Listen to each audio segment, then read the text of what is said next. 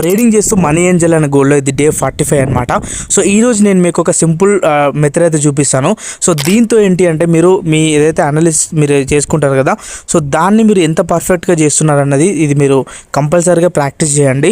So అదేంటంటే నార్మల్గా మీరు పేపర్ ట్రేడ్ కాకుండా సో మీరు 1 to 2 lakhs మీరు చేస్తూ ఉంటారు కదా ట్రేడింగ్.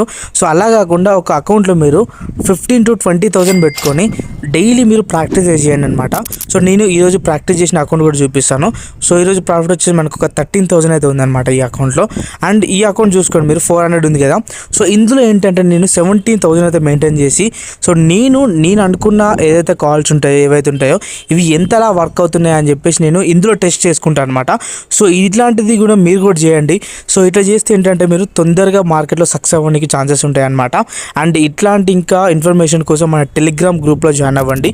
సో ఇంకా చాలా ఇన్ఫర్మేషన్ మీకు ప్రొవైడ్ చేస్తాను అనమాట అక్కడ. Thank you guys.